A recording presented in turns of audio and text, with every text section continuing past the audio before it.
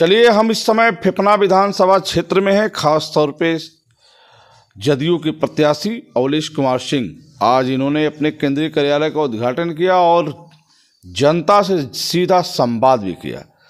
इनका दावा है कि बिहार से सटा खास तौर पे बक्सर से जो बॉर्डर है भरौली का, उस भरौली से खास तौर पे देखा जाए तो भरौली, नरही, लक्ष्मणपुर, चितबड़ा गांव, फेफना, सागरपाली और ख़ास तौर पे सिंहाचौर, गढ़वार, ये कुछ ऐसे हिस्से हैं। आप चितबड़ा गांव भी जा सकते हैं, कारो भी जा सकते हैं, जो फेफना विधानसभा क्षेत्र के एक प्रमुख जगह हैं जहां से जीत और हार का फैसला होता है।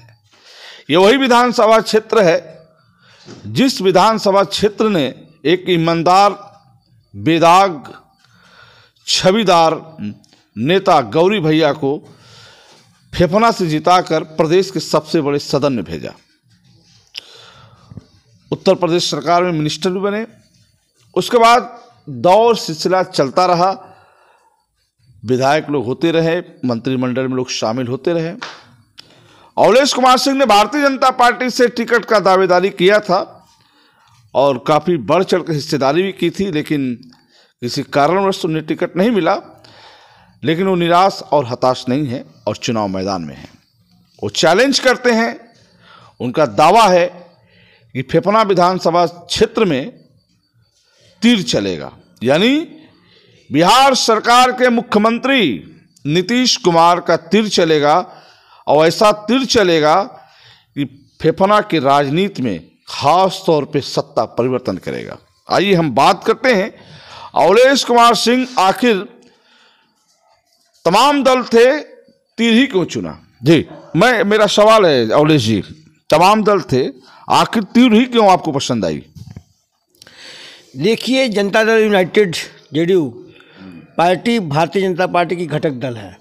दोनों आपस में एक दूसरे को सहयोग करते रहे हैं। बिहार में सरकार बीजेपी के सहयोग से चल रही है। हमारे नीतीश जी माननीय मुख्यमंत्री बिहार के 20 साल से लगातार हैं। केंद्र में मोदी जी हैं, हमारी पार्टी ने उनको सहयोग किया है। तो हम लोग सहयोगी दल दूसरों के रहे हैं। और उत्तर प्रदेश में फेफना विधानसभा में भारतीय जनता पार्टी ने इस बार टिकट वितरण करने में, पूरे हमारे जनपद में टिकट वितरण करने में बहुत ही अनियमितता हुई है, जिसके कारण फेफना की सीट आज 2 साल से हर सर्वे में, हर न्यूज़ चैनल में, हर रिपोर्ट में क्षेत्र की सम्मानित जनता ने एकदम हरा दिया है, भगा दिया है और सीट ये डूब रही थी। मुझे तो ऊपरी नेतृत्व ने यह निर्णय लिया कि अवलेश सिंह ये सीट हार रहे हैं, चलिए बीजेपी से टिकट नहीं मिला तो आप जाइए जेडीयू से टिकट लीजिए और मैदान में जाइए और अपने आप को लड़िए चुनाव। तो मैं इस मिशन में आकर के काम करने लगा और चुनाव लड़ रहा हूँ मैं। एक और बात है, खासतौर पे जो आपके साथ भैया मुन्ना बहादुर सिंह, ये चूँकि वर्तमान विधायक और योगी सरकार के मंत्री उपेंद्र तिवारी के एक बहुत खास एक तरीके से कार्यकर्ता कह लीजिए या एक शक्ति पदाधिकारी कह लीजिए या एक खास सदस्य कह लीजिए, वो इन दोनों आपके साथ क्यों हैं? उसका कारण है कि मुन्ना बहादुर सिंह हमारे छोटे भाई हैं और मुन्ना बहादुर सिंह ने भी जो है आज 20 साल से भारतीय जनता पार्टी की राजनीति करते रहे हैं। लेकिन हमारे जो क्षेत्र के जनप्रतिनिधि हैं वो जो है, अभी जिला पंचायत का चुनाव होने वाला था, एक बार चुनाव लड़े थे, संजोग से कुछ वोट से पीछे हो गए थे। दूसरी बार भी यह कोटा जो है सामान्य कोटा था। हमारे क्षेत्रीय प्रतिनिधि जो है मंत्री था सरकार का, इस सीट को बैकवर्ड करा दिया और राजनीतिक मर्डर कर दिया। वो ये नहीं चाहता है कि हमारे क्षेत्र में फेफना विधानसभा में कोई भी नेता पैदा हो, इस तरह की उसकी भावना रहती है। क्षेत्र के सारे कार्यकर्ता उसको नकार दिए हैं, क्षेत्र की सम्मानित जनता उसको नकार दिए हैं और पूरा संगठन उसको नकार दिया है। तो हमारे साथ तो पूरी भारतीय जनता पार्टी की टीम है। कह सकते हैं पूरा मुन्ना बहादुर जी भी हैं और सारी भारतीय जनता पार्टी की टीम मेरे लिए काम फेफना विधानसभा में कर रही है। आपने कहा कि संगठन ने नकार दिया, आपने कहा सर्वे रिपोर्ट उनके पक्ष में नहीं था, फिर भी भारतीय जनता पार्टी ने उनको उम्मीदवार बना के मैदान भेजा और आप कह रहे हैं कि सब कुछ उनके पक्ष में नहीं था, इसके बाद भी टिकट मिला उनको। कुछ ऐसा भी होता है कि जातिगत समीकरण को बैठाने के लिए चुनाव हारने वाले को ही पार्टी टिकट देती है कि चलो 403 सीट में 403 नहीं जीतेंगे। उनका तो 250 का आंकड़ा है ना, तो उसमें 100-150 हारने के लिए, चाहे 200 हारने के लिए कुछ टिकट ऐसे दिए जाते हैं जातिगत समीकरण बैठाने के लिए। अब कुछ चुनाव में लोग अपना गणित करते हैं, और हमारे भारतीय जनता पार्टी में जो कहा जाए तो कुछ लोगों का अपना मनोबली है कि हमारा क्या कर पाएंगे, घमंड है कि हम जिसको चाहेंगे उसको चुनाव लड़ा देंगे, इसलिए ऐसा हुआ है। नहीं, आप बताइए कि उपेंद्र तिवारी मैदान में हैं और ख़ास तौर पे आपको नहीं लगता कि आपके लड़ने से उनका नुकसान होगा? नुकसान होगा? अरे वो अपनी जमानत बचा लेने बहुत बड़ी बात है। पूरी फेफना विधानसभा की सम्मानित जनता मेरे साथ है। सम्मानित जनता के साथ कहने से मैं चुनाव लड़ रहा हूं, और हमने 15 साल फेफना विधानसभा में मेहनत किया है। जितना वोट है सारा भारतीय जनता पार्टी का वोट हमारे प्रति ट्रांसफ़र हो रहा है, और जेडीयू का अपना वोट है ही है। हम लोग का व्यक्तिगत व्यवहार है, हम लोग यहीं पैदा हुए हैं, इसी क्षेत्र के हैं, इसलिए इस बार तो काम तमाम हो चुका है, ख़त्म हो चुका है, कोई लड़ाई में ही नहीं है। एक सेकंड ठीक है, आपने कहा कि उपेंद्र तिवारी की जमानत जब्त हुई है तो चुनाव तय करेगा कि क्या है स्थिति चुनाव का। लेकिन ख़ास तौर पे आप एक दौर था, आप यहाँ के मंत्री और भाजपा के प्रत्याशी के बहुत ही करीबी माने जाते थे। ऐसा क्या हुआ कि आज आमने सामने नज़र आ रहे हैं? देखिए, राजनीति में किसी का कोई कुछ अपना नहीं होता है, पहली बात। दूसरी बात कि हमारा एज 53 साल हो गया, और मैं भी 15 साल से राजनीति में सक्रिय हूँ। लेकिन अब ये बार बार एक ही आदमी को अगर मौका मिलेगा तो दूसरा आदमी कहाँ जाएगा बताइए। अब 58 साल के बाद सरकार रिटायर कर देती है तो हम चलेंगे अब चुनाव लड़ने के लिए? और क्षेत्र की सम्मानित जनता यही कहती है कि आप इतने दिनों से काम कर रहे हैं, ये पार्टी टिकट नहीं देते, चुनाव लड़िए। हमारे जो है पंडित दीनदयाल उपाध्याय जी कहते थे कि आदमी से पार्टी चलती है, पार्टी से आदमी नहीं चलता है। और रही बात कि अगर आम पब्लिक पार्टी को तो वोट देती है, लेकिन पार्टी से अगर बेहतर प्रत्याशी आ गए तो प्रत्याशी को वोट देती है, लोग निर्दलीय चुनाव जीत जाते हैं। हमारे पास तो छोटा भाई है, हमारा भाई है, जेडीयू और बीजेपी भाई है। एक भाई ने टिकट काटा, दूसरे भाई ने बुला के मुझे टिकट दिया। पूरा संगठन हमारे साथ है, पूरा नेतृत्व मेरे साथ खड़ा हुआ है। तो ऐसे कितने आप तो बागी कहे जाएंगे ना, बगावत कर दिया आपने। अब इसको बागी मान लीजिए या जो मान लीजिए, लेकिन हम ये जानते हैं कि हमने क्षेत्र की सम्मानित जनता के लिए मैं मैदान में आया हुआ हूँ, और हम लोगों का रिजल्ट बहुत रिस्पांस क्षेत्र में अच्छा मिल रहा है। इस मिशन के तहत काम कर रहे हैं। मुझे लगता है कि भारतीय जनता पार्टी आपके खिलाफ एक्शन ले सकती है? सर यार, एक्शन की कोई चिंता नहीं है। एक्शन ले लेंगे तो उससे अच्छी बड़ी पार्टी में ले लिए हैं। हमारे नीतीश जी का पूरे देश में जो है, देश में नाम है। ऐसा सीएम कम मिलेगा जो 20 साल से है, जिन्होंने प्रदेश में शराबबंदी करके पूरे हिंदुस्तान के इतिहास में अपना नाम दर्ज करा लिया।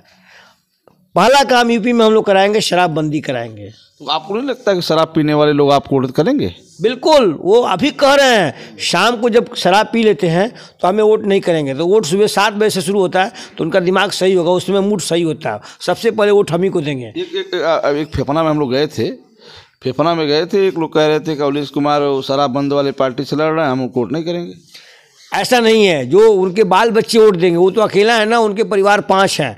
परिवार में जो दारू पी के घर में जाते हैं तो लोग यही कहते हैं हमारा पी के आया है, पियक्कड़ हो गया है, पूरे घर को बर्बाद कर रहा है। तो घर को बर्बाद होने से तो बचाइए।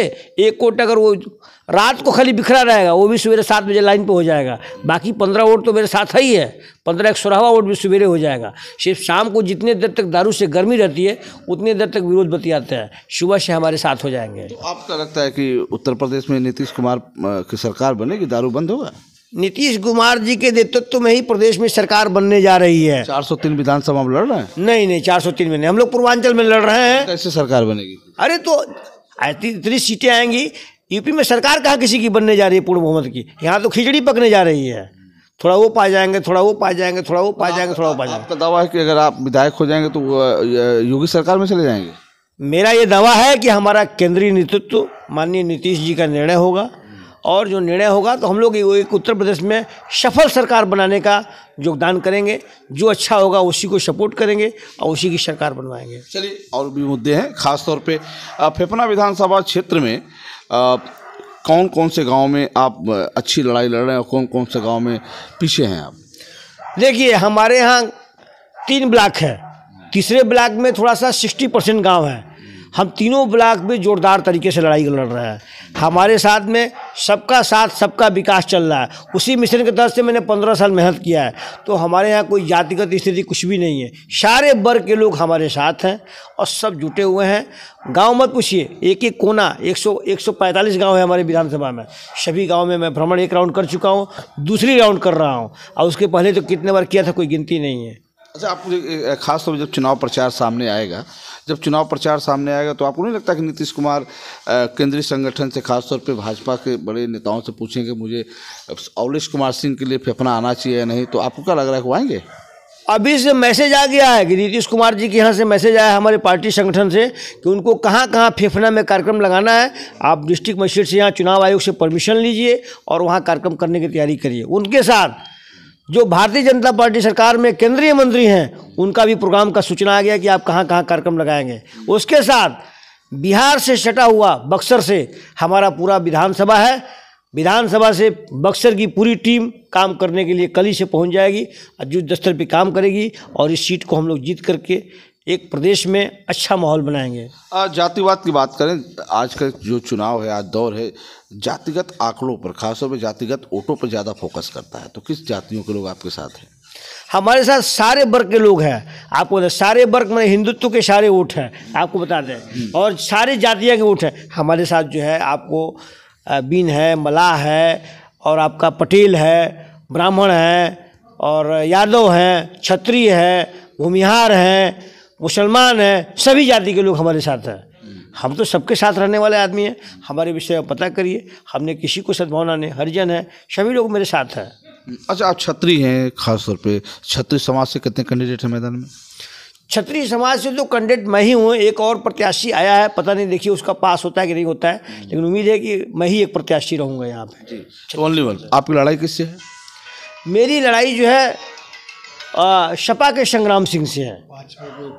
तिवारी भाजपा लड़ाई से बाहर हो चुके हैं। ये कहाँ आपकी सर्वे रिपोर्ट है? नहीं, ये पूरे क्षेत्र की सामान्य जनता की सर्वे रिपोर्ट है। वो तो कह रहे हैं कि हम तो सबकी जमानत जब्त करा देंगे। कहना है ना, आप जाइए ना, आप सर्वे करके देख लीजिए। आप एक एक जगह सर्वे करिए, आप जितने सर्वे उठा के देखेंगे सभी वो चुनाव बुरी तरह से हार रहे हैं और क्षेत्र की सामान्य जनता ने निर्णय ले लिया है। और फेफना में एक मिशन चल रहा है, बाहरी भगाओ फेफना बचाओ, बाहरी भगाओ फेफना बचाओ।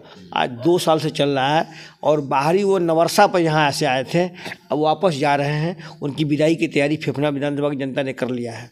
तो चुनाव लड़ने का तरीका क्या है, क्या अपनाया आपने? विकास नहीं तो मुद्दा हो गया, लड़ने का तरीका क्या है? लड़ने का तरीका, अरे लड़ने का तरीका, मैं सुबह 7 बजे तैयार होकर निकल जाता हूँ और रात को 9 बजे तक क्षेत्र में रहता हूँ, जनता के बीच में, जनता की बातों को सुनता हूँ। हर एक कार्यकर्ता, हर एक जनता के दरवाजे जाता हूँ, उसकी प्रॉब्लम को सुनता हूँ और अपने मत मांगने का, वोट मांगने का प्रस्ताव रखता हूँ कि भैया हम अगर अच्छे हों, प्रत्याशी पे विश्वास हो, तो आप मुझे भारी मतों से चुनाव जिताइए। टिकट लेने से पहले क्या नीतीश कुमार सिंह से आपसे बात हुई है कि नहीं? मिले हैं कि नहीं? बात हुई है, मुलाकात भी हुई है, बात भी हुई है, मुझे आशीर्वाद भी मिला है। उन्होंने कहा है कि जाइए आप चुनाव लड़िए, मैं जितनी बार कहेंगे जहाँ जहाँ कार्यक्रम लगे मैं आऊँगा आपको चुनाव में प्रचार करने के लिए, सीट निकालनी है मुझे। तो आपको नहीं लगता कि फेफना विधानसभा क्षेत्र एक तरफ सत्ता, एक तरफ मजबूत विपक्ष, ऐसे में नीतीश कुमार का तीर कैसे चलेगा? अरे यार, आप देखो ना, हमारे बगल की सीट है, तीर क्यों नहीं चलेगा?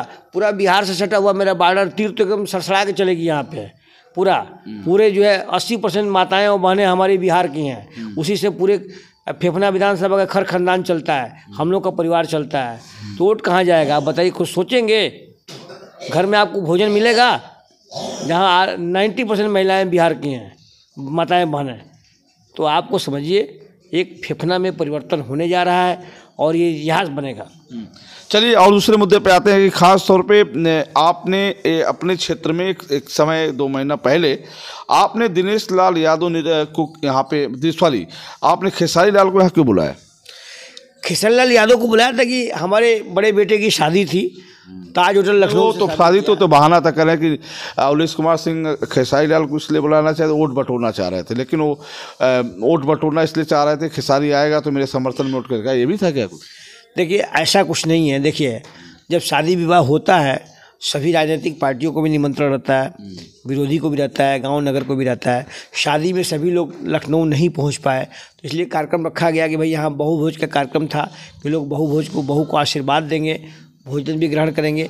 अब कुछ रंगारंग कार्यक्रम होना चाहिए। और क्षेत्र की सम्मानित जनता का डिमांड था कि नहीं, खेसारी लाल यादव को या पवन सिंह को बुलाइए। पवन सिंह फ़ोने उठाना बंद कर दिए, पता नहीं कितने नंबर है, कहा था उन्होंने आने के लिए, नहीं आए। लेकिन खेसारी लाल यादव जी ने आकर के हमारे क्षेत्र की सम्मानित जनता की मर्यादा को रखा और बहुत रंगारंग कार्यक्रम किया। अभी भी आ रहे हैं क्या खेसारी? और उम्मीद है, देखते हैं, अभी तो राजनीतिक काम चल रहा है और अगर एक संदेश जाएगा तो तुरंत आ जाएंगे, उसमें कोई डाउट नहीं है जी। तो चलिए आप तो आगे की बात करते हैं कि एक लखनऊ में जब आपसे हमारी मुलाकात हुई थी तो आपके निमंत्रण में प्रदेश खासतौर पर भारतीय जनता पार्टी के प्रदेश उपाध्यक्ष दयाशंकर सिंह, सुभाषपा के राष्ट्रीय अध्यक्ष ओम प्रकाश राजभर भी और तमाम लोग थे उस कार्यक्रम में। वो क्या उनसे आपकी बात होती है? बिल्कुल होती है, उनसे बात होती है। वहाँ से तो बराबर ऑफर आता है कि ओले सिंह कहाँ वहाँ फंसे हुए थे, आप आइए ना, सुभाषपा ज्वाइन करिए, सपा ज्वाइन करिए। मेरी मुलाकात भी बराबर होती रहती है। लेकिन मैंने बीजेपी के साथ मैंने काम किया है और बीजेपी के बाद हमारा छोटा भाई या बड़ा भाई मान लीजिए जेडीयू घटक दल है, तो मैंने अपना निर्णय लिया कि नहीं, घटक दल से ही टिकट लेके चुनाव लड़ूँ। उधर से भी मेरे पास ऑफर आ रहा था, मैंने मना किया कि मैं चुनाव आपकी पार्टी से नहीं लड़ूंगा। रिश्ते टूट गए? रिश्ते टूट गए? नहीं, रिश्ते किसी से नहीं टूटे हैं। कभी रिश्ते नहीं टूटते राजनीति में। जरूरत पड़ेगा तो हम लोग को, जरूरत पड़ेगी, सरकार बढ़ेगी तो मोहन जी को भी हम लोग मुख्यमंत्री बना सकते हैं, क्योंकि हमारे साथ दलित भी है ना, उनका भी तो ख्याल करना है मुझे। ऐसा थोड़े कि हम ही मुख्यमंत्री बनेंगे या हमारी पार्टी का बनेगा। चलिए, तो मेरी पहली सोच होगी। आप चुनाव क्यों लड़ रहे हैं? क्षेत्र की विकास, जनता की सम्मान के लिए, और मुझे कुछ नहीं चाहिए। मैं तो सूखा रोटी और दाल चावल खाने वाला आदमी, शाकाहारी आदमी हूँ। मुझे कुछ चाहिए, जनता के सम्मान के लिए चुनाव लड़ रहा हूँ मैं। लोग कह रहे हैं कि दौलेश कुमार सिंह लड़ने का तरीका ठीक है, बहुत बढ़िया है, लेकिन जिस तरीके से लड़ना चाहिए नहीं लड़ पा रहे हैं। अब लोग क्या कह रहे हैं, अब किस तरह से सफाई दें? हम तो जितना परिश्रम करते हैं, मुझे अनुमान है कि मैं अच्छी तरह से चल रहा हूँ। अब लोगों की बातों को मैं ध्यान नहीं देता, इधर सुना इधर निकाला। मैं अपना मिशन में काम करते रहता हूँ और मेरी उम्मीद है कि मुझे सफलता मिलेगी। आम पब्लिक क्या कह रही है, लोग नेता क्या कह रहे हैं, उससे मुझे परवाह नहीं है। पब्लिक हमारे साथ है, पब्लिक से मिलकर मैं अपना काम कर रहा हूँ। किसान क्या कर रहे हैं? किसान भाइयों के साथ तो इस सरकार ने धोखा दे दिया। कहा कि किसानों की आय दुगुनी कर देंगे, किसानों की आय बेचारा सवा गुनी भी नहीं हुई। न किसानों को पेंशन मिल रहा है, खाद का दाम दुगुना बढ़ा दिया, फिर उस पर 40% छूट कर दिया। ये क्या मामला है भाई? किसानों की आय सवा गुनी भी नहीं, दुगुना की बात तो फ़र्क है। तो किसानों का ध्यान तो मुझे, सरकार जो बनेगी किसानों के हक के लिए, तो मुझे जिस स्तर तक लड़ना होगा मैं लड़ूंगा। किसानों की मांग को मैं दिलाऊंगा, क्योंकि हमारे साथ किसान यूनियन भी है। किसान यूनियन घटक दल जो है, किसान पूर्वांचल हिंद किसान यूनियन, राष्ट्रीय अध्यक्ष केडी सिंह जी हमारे हर कार्यक्रम में बढ़ बढ़ के आगे बढ़ते हैं। हमारे साथ आज हज़ारों किसान आए थे हमारे कार्यालय के उद्घाटन के अवसर पे। चलिए, एक और मुद्दा, आपको मालूम होगा ना कि कभी एक दौर था, एक समय था जब मिलौरा कला में एक ऐसी वारदात दिल्ली में हुई थी। यहाँ की बेटी जो है उसके साथ जो सरकार ने वादा किया था उस गांव में अच्छा काम करने के लिए, अखिलेश की भी सरकार चली गई, योगी की भी सरकार थी, वो आप ही के विधानसभा क्षेत्र में मिलौरा कला, उसके लिए क्या सोच रखा है आपने? उसके लिए मैं सोच रखा हूँ कि जैसे ही हम लोग का चुनाव खत्म होता है, सरकार हमारी बनती है, तो उस गांव का विकास और उसके नाम पे वहाँ पे एक मूर्ति लगवाएंगे और उसके परिवार को जो लाभ नहीं पहुँचा उसको लाभ पहुँचवाने की कोशिश करूँ। गाँव गए थे? गांव गए थे। किससे मिले? गाँव वासियों से मिले, उनके परिवार को। क्या कमी देखा वहाँ पे? जी, कमी क्या देखी? कमी देखा कि गांव बहुत पिछड़ा हुआ है, बहुत पिछड़ा हुआ है और पूरा फेफना विधानसभा की सड़कें जर्जर हो चुकी हैं। तो उनके नाम पे बहुत सारी योजनाएं हैं। अब पहले चुनाव तो बीत जाए, सरकार बने, उसके बाद देखते हैं क्या हो सकता है, लेकिन ज़्यादा से ज़्यादा कोशिश करेंगे। चलिए, एक सवाल और है, आपको कमी क्या दिख रही है अपने विधानसभा फेफना में? विधानसभा मेरे सड़क की पते नहीं है, पूरा फ्लडेड एरिया है, सबके दरवाजे पे पानी भर जाता है, गरीबों के मकान झोपड़ी गिर जाती है, आधी फसल हो नहीं पाती है।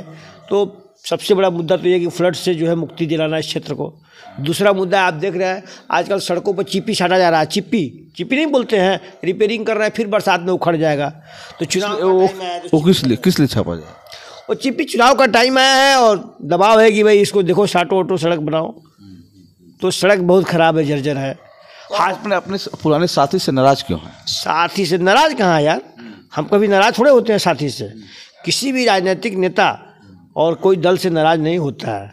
हाँ, ये ज़रूर है कि भाई उसी में से आदमी सोचता है कि नहीं मुझे अच्छा काम करना ही अच्छा है। अच्छा, किसी से कल पर्चा वापसी है, कल सिंबल में मिलेगा, हो सकता है रात बिरात फोन आए, दबाव बने। मेरे यहाँ मोदी, योगी, अमित शाह किसी का भी फ़ोन आएगा तो मैं मानने वाला व्यक्ति नहीं हूँ। मैं ऐसा व्यक्ति हूँ कि मेरा पर्चा दाखिल हो गया, पर्चा अप्रूव हो गया है और तीर की निशान लेके निकल चुका हूँ, तो मैं निकल चुका हूँ। आपका तीर कहाँ चलेगा? तीर पूरे जो है चलेगा, वो तो जिस दिन तीर निकलेगा उसी दिन पता तीर कहाँ निकलेगा। तीर तो चला कि भाई कमल। आपके पुराने साथी कहते हैं उनका तीर नहीं चलेगा, उसका वो तो चलाने वाला तो मेरे पास है। कहने से होगा, तीर तो मेरे पास है, धनुष उसके बाद से तीर मेरे पास है। मैं अपने तीर, जब धनुष में तीर लगेगा तभी ना चलेगा, तीर मेरे पास। उन्होंने कहा कि जिस तरह से ताला और चाबी रहती है तो ताला में चाबी लगती है तभी ताला खुलता है, उसी तरह से तीर तभी चलेगी जब हमारे पास धनुष ले। तो तीरवा हमारे पास है ना, धनुष वो देंगे और मैं तीर लगा के मार मारूंगा। एकदम नहीं देंगे आप, जबरदस्ती तो नहीं देंगे। अरे नहीं देंगे तो हम बाढ़ भी इंतजाम कर लेंगे। और बताइए, तो अवलेश का तीर उनका मतलब उनके लोग कह रहे हैं उनको अवलेश का तीर जो है मेरे पास आ जाएगा। ये असंभव है, ये कोई गांडीव नहीं है कि उनके पास पहुंच जाएगा। ये तीर रखी हुई है, सिर्फ जो है फेफना विधानसभा की जनता के सम्मान के लिए तीर है और उसी सम्मान के तहत ही तीर काम करेगी। अब मुन्ना बहादुर जी आप क्यों नाराज चले भाई? आप तो उनके बहुत करीबी थे, हर कार्यक्रमों में थे, हर आंदोलन में थे, आपको किस बात की नाराजगी हो गई? कहाँ नाराज कहाँ है, कोई ऐसी नाराजगी नहीं है। अवलेश जी से नहीं, आप उपेंद्र तिवारी की खास कार्यकर्ता में की गिनती थी। आप लड़ते थे, झगड़ते थे, लड़ जाते थे, ऐसा क्या हुआ कि दुनिया बन गई? भगवान रूपी जनता के लिए जिस मुद्दे पे ये विकास करने आए थे, इन्होंने कहा था कि सड़क बनवा देंगे, बिजली ठीक करा देंगे, फ्लड एरिया है, कटान हुआ है, ये सब सही करा देंगे, गौरी भैया की मूर्ति को चौरमहानी पे लगवा देंगे फेफना में। तमाम काम कहे थे कि जीएस का ज़मीन कब्जा की अंबिका चौधरी, उसको हम उनके हेड पाइप उखड़वा देंगे। थाने पर कब्जा किए हैं ज़मीन, उसको हटवा देंगे। देख रहे हैं कि विकलांगों की साइकिल बेचने के लिए रखे थे, 10 गाड़ी अभी पकड़ी गई है कोल्ड स्टोरेज में। तो ये अपना विकास करने आए थे, तो हम लोग भी इनका विकास करने के लिए थोड़ी इनके साथ हम लोग थे, समाज के काम करने के लिए इनको हम लोग विधायक बनाए थे। आज ये अपना विकास कर रहे हैं। देखिए कपूरी से लेकर फेफना के बीच में या इनका अपना विकास है। पता नहीं 182 बीघा कह रहे हैं लोग। आपके रिश्ते कब टूटे? हमारे रिश्ते 10 महीना हो गए लगभग। 10 महीने बाद एक बार भी संपर्क नहीं किया उन्होंने? नहीं, फ़ोन तो कई बार किया उन्होंने, मैंने फ़ोन नहीं रिसीव किया। उनके भाई आए थे। कब आए थे वो? अभी 1 महीना पहले आए थे। क्या कह रहे थे? कह रहे थे हमारे यहाँ आए थे, मैंने वो कह रहे थे कि साथ में लगिए। मैं कहा कि नहीं, उस मुद्दे पे ये जब जनता के लिए नहीं लगे, हम लोग जैसे कार्यकर्ता, आज निरीह कार्यकर्ता के लिए 2 कदम नहीं चले तो हम क्यों चलेंगे? अवलेश जी के साथ क्यों लगे? बड़े भाई हैं हमारे। क्या ताकत देंगे जी? क्या ऊर्जा ताकत देंगे? अरे बिल्कुल देंगे, बड़ा भाई ही लड़ रहा है तो ताकत ऊर्जा की क्या बात है? परिवार में अगर 2 भाई हैं, बड़े भाई हैं, तो हम बड़े भाई को। अवलेश कुमार सिंह को जिताने में क्या तैयारी आपने कर रखा है? जान, जवानी, जमाना और खून और पसीना, जहाँ तक भी मेरा लगेगा। और कहीं गर्दन भी कटाना पड़े तो तैयार है, क्योंकि इस धोखाबाज गद्दार के लिए मैं ये जान, जवानी, जमाना में लगा चुका हूँ। आप कह रहे हैं कि धोखेबाज गद्दार क्या बना रहे हैं? उसके पहले तो आपको आकलन नहीं था क्या? नहीं, उसके पहले तो आप मंच से कहते थे उपेंद्र तिवारी ऐसा कोई नेता ही नहीं है फेफना में। तो धोखा आदमी खाया ना। चूँकि आदमी जब मान लीजिए आपके साथ रहेंगे, आपको आपके व्यवहार से, संबंध से आते जाते रहेंगे, जब समझ में आ जाएगा तभी ना हम आपको छोड़ेंगे या आपसे दूरी बनाएंगे। तो हमको लगा कि 10 साल हम उनके साथ रहें, लेकिन हमको लगा कि चूँकि इनसे हमारी कोई डिमांड नहीं थी, जब हम लोग जुड़े तो कोई डिमांड नहीं था, केवल जनता की हम लोग बात करते हैं। आज भी आप जानते ही हैं कि मैं अखबार, विज्ञापन, समाचार पत्रकारिता से जुड़ा था, लेकिन केवल इन्हीं के लिए सब कुछ मेरा चला गया। आज स्थिति है कि शुद्ध रूप से बेरोजगार हो चुका हूँ, और परिवार के लोग ना हो तो रोड पे भीख मांगना पड़ता है। चूँकि 2 भाई हैं हमारे, किसी तरह व्यवस्था चला रहे हैं, उस व्यवस्था से चल रहे हैं। और कभी इनसे डिमांड भी मैंने नहीं कहा था। कौन? मैंने यही कहा था कि एक नेतृत्व करने के लिए एक छोटा सा जिला पंचायत पद है इसको, और आश्वासन दिए, और ये धोखा नहीं किए होते तो हमको आश्वासन नहीं देते। मैं चाहा होता तो इस सीट को भी ले लिया होता, सीट में चुनाव भी लड़ लिया होता। आपको याद होगा एक नरही घटना घटा था, नरही घटना घटा था। उस नरही घटना में आपको जानकारी होगी कि सारे इनके जितने भी गनर, इनके जो चमचा बेलचा क्या बोले जाते हैं, इनके जो साथी थे सारे भग गए और मैं अकेले था जो इनके लड़ाई में मैं सम्मिलित हुआ। और इनका जो गोली लाठी जो था मैं स्वयं खाया।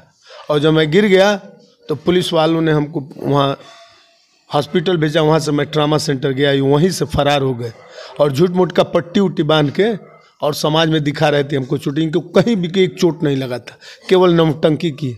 और कार्यकर्ता एक मारा गया हम लोग का विनोद राय, उनके परिवार में आज एक सहयोग नहीं दिए हैं, 1 रुपये का कोई उनका सहयोग नहीं है। तो किस मुद्दे पे उनके साथ रहा जाए? जब आप कार्यकर्ता के विनोद राय के नहीं हुए, मेरे नहीं हुए, हमारे जैसे 500 कार्यकर्ता हैं, चले जाइए मेरे पास लिस्ट है, हम लोग घूम रहे हैं, ऑलेज भी जा रहे हैं, उनके आंसू को पोंछ रहे हैं। और वो 500 कार्यकर्ता डंके के चोट पे आज औलेश भैया के साथ है और तीर निशान लेके घूम रहे हैं। और वो उन्हीं लोगों के बदौलत आज हम लोग खड़े हुए हैं। औलेश कुमार फेफना की राजनीति में कितना सफल हो सकते हैं? 100% सफल है, अभी हैं, सफल हैं। किस किस ब्लॉक के किस किस गांव में आप मजबूती से लड़ रहे हैं? अभी हम लोग सोहाव ब्लॉक के 5 गाँव जो कहा जाता है, जैसे यहाँ नरही से जाते हैं, दौलतपुर, सुरापाली, बड़ौड़ा, चौरा, कथरिया, सलेमपुर, इधर जो है आपका पिपरा, ये सब हम लोग घूम चुके हैं।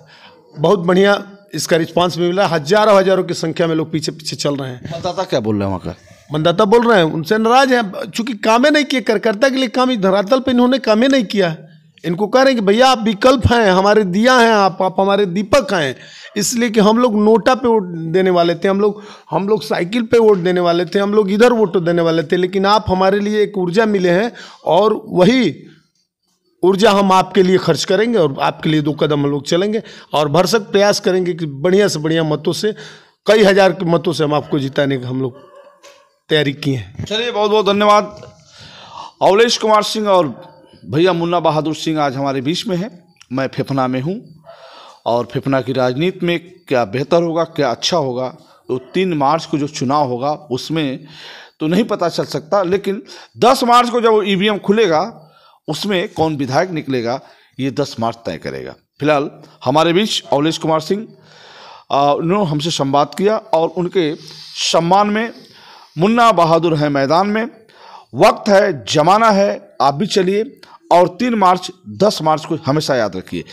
वो आप कल इनको सिंबल मिलेगा और इस सिंबल को लेकर फेफना विधानसभा क्षेत्र के हर गलियों में, हर जगहों पर वो मौजूद रहेंगे और ख़ास तौर पे फेफना वासियों से निवेदन करेंगे, अपील करेंगे, इस बार फेफना में नीतीश सरकार। आइए, अब तक की खबरों में बस इतना ही। अब फिर हम आपसे जुड़ेंगे, फिर हम आपसे बात करेंगे। चुनावी दौर चलेगा, हम आपसे संवाद करेंगे। देखते रहिए यूपी आजकल। मैं रोशन जायसवाल, नमस्कार।